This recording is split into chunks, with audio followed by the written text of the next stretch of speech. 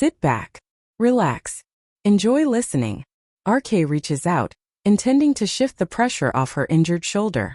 The moment his fingers brush the blanket, SV's eyes open. Instantly. Years of sleeping lightly make her react before she is fully awake. For a split second, confusion flashes across her face. Then she sees RK standing beside the bed, and her expression hardens at once.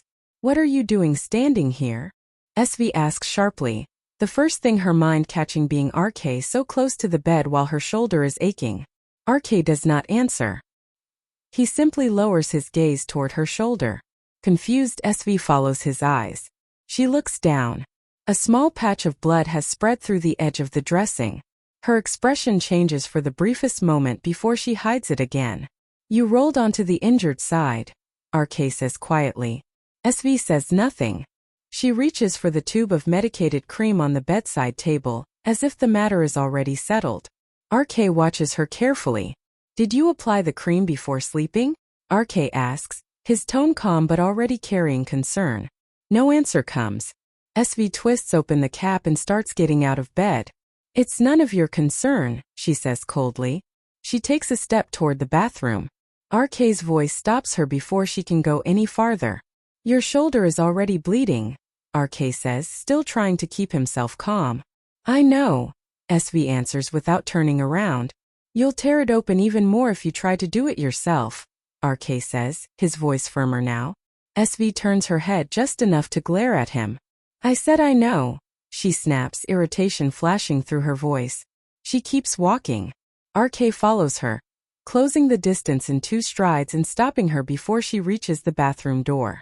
SV, RK says, his tone low now, as if he is warning her not to make this harder than it already is. She stops but does not turn around. If you don't want me to help, I'll wake your mother, RK says, keeping his voice level. No, SV says immediately, the word coming out before she can think it through. RK notices that reaction instantly. Then let me call her, RK says, still calm, still refusing to back away. I said no, SV replies, anger rising now because he is not letting the matter go. She should know you're bleeding, RK says. SV finally turns to face him. It's the middle of the night, she says sharply. So? RK asks, still calm, but now clearly unwilling to let her brush this aside. She has barely slept these past few days because of me, SV says, lowering her voice only slightly. I'm not waking her over this. RK studies her for a moment. He knows there is another reason. If her mother comes in, she will expect to see a husband helping his wife without hesitation. SV has worked too hard to protect that illusion. She will not let it break over something like this.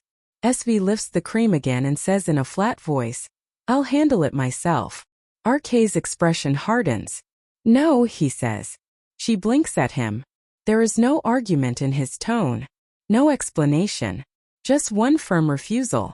I've done it before, SV says, her anger now clearer than before. And you made it worse, RK replies immediately. SV looks away. RK does not let the silence grow. This morning your mother had to call the doctor because you kept reopening the wound while trying to treat it yourself, RK says, the memory still fresh in his voice. It healed, SV replies stubbornly. It didn't, RK says. It will, she insists, still gripping the tube. It won't if you keep tearing it apart, RK says, his patience thinning now. SV tightens her hand around the cream. I don't need help, she says.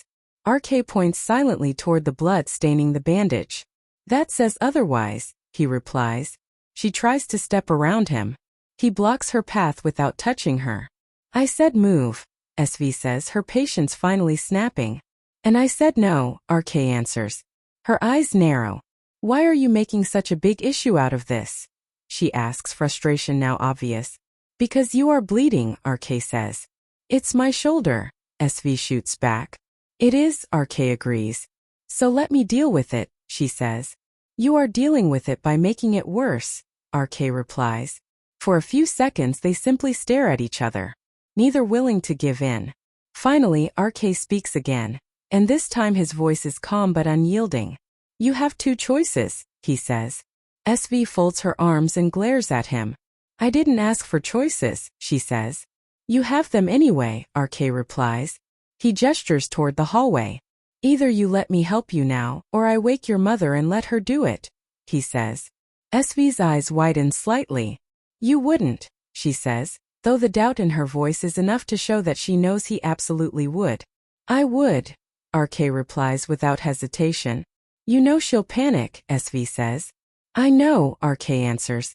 And she'll stay awake the rest of the night, SV says. I know, RK says again. And you'll wake her over a little blood? She asks, now fully offended. If that's what it takes to stop you from injuring yourself again, yes, RK says, his tone leaving no room for debate. SV's patience finally snaps.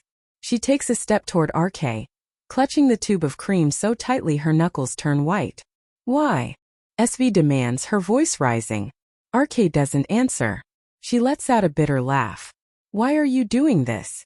Still nothing. SV's frustration spills over. Why do you always stand in my way?